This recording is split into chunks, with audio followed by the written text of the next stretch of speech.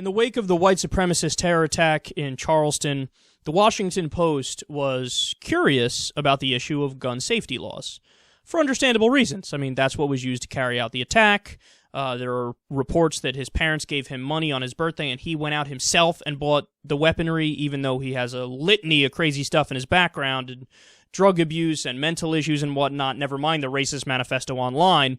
Any good background check would have prevented him from buying it, but somehow he was able to buy it. So the Washington Post was like, what's up with that, dog? Why don't we go ahead and contact some people in Congress who were previously concerned about the issue of gun safety laws. So they asked Manchin and Toomey, who proposed the recent background check bill, if they were going to bring it back up again or bring up some new legislation. And they didn't have a firm answer, but they expressed interest in doing that, okay? So that's what happened with the Washington Post. Now, cut to a little later on, The Guardian contacted them and asked them basically the same question. And when The Guardian contacted them, they go, no, we're not going to propose any new gun reform. So that's interesting. Now, I don't know what happened in that time in the middle there. I don't know if they thought about bringing it up and everybody shut it down. I don't know if they just gave up hope and said, fuck it, let's not even bother trying. I don't know what it is. But bottom line, the issue's dead. The issue's dead. It's dead. Somebody said on Twitter the other day, in reality, the issue was dead after Sandy Hook, when there was an initial push to get some sane gun reform, and it was filibustered by the Republicans, and then they bragged about it. It was a bill, remember, a watered-down background check bill, not even a universal background check bill. 93% of the American people were in favor of a universal background check bill. This was even softer than that, watered-down background check bill. The Republicans filibustered it, going against 93% of the country, and then Mitch McConnell was tweeting about it, laughing, joking with Harry Reid. The issue's totally dead. Children were slaughtered in America on Sandy Hook. We can't get any smart gun reform through at a federal level. That's pathetic. And then here we have another example with a terrorist attack. Crazy white supremacist gets his hand on a gun and goes to work. Issue's dead. Totally dead. So I want to put this into perspective for you so you understand just how big of a problem this really is. Because my opinion, honestly, is irrelevant. And I don't want you to take my opinion into consideration and say, this is what I think too, because he said that. Fuck that. Numbers. Numbers is what matters. Now, December 14th, 2012 is when the Sandy Hook massacre happened. Using the most recent CDC estimates for yearly deaths by guns in the United States, it's here's about the number today of people that have been killed by guns in America since December 14th, 2012. Not that long ago. December 14th, 2012. Not that long ago.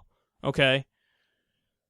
Roughly 89,127 people have died from guns in the U.S.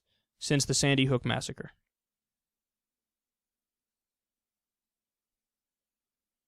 That number alone should take your fucking breath away. But I'm not done putting this into context yet. Full context matters. So why don't we go ahead and take a look at how many people died on the American side in the Korean War. 54,246. About 89,000 people, gun deaths in America just since Newtown. 54,246 in the Korean War. We've had more deaths. We've had more than a Korean War at home since Newtown. Nobody talks about it. How many Americans died in the Revolutionary War? 25,000. We've had more than 3 Revolutionary Wars in America since Sandy Hook. Think about that. Fucking think about that. Put aside your personal politics. Put aside everything. Just think about that fact. That's an overwhelming fact. 3 Revolutionary Wars in America since Sandy Hook. All right, how many people died in the War on Terror? 6,717 Americans died in the War on Terror. Jesus Christ, man. You tell me how many American War on Terror deaths we've had since Sandy Hook in 2012? I don't even want to know that number because it's so many that it's beyond depressing to the point of thinking like, are we mentally challenged as a nation? Are we legitimately just stupid people? Is that what it is? And finally, how many people died in Vietnam? 58,209, which means that we've had more gun deaths in America since Sandy Hook than Americans have died in the Vietnam War, which was known as a historic blunder and was known as a super high casualty war in American history. We've had more than a Vietnam War in America since 2012, since December of 2012. Do you think we should maybe do something about guns? Now, again, I'm going to increase my vulnerability on this topic because you guys know, if you listened to the show before, I'm not some sort of radical. I don't go, full European style, for example, in some countries, or Japan style, and say, ban guns! Nor do I think we can ban guns, okay? But I would just like some sane reform, and the reform I want is so fucking moderate that even a majority of NRA members are with me.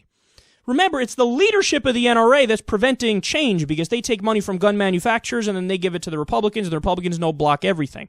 So the leadership of the NRA is the problem. The members of the NRA are actually pretty fucking reasonable. The members of the NRA are like, okay, universal background check, rock and roll. Limit high-capacity magazines, rock and roll.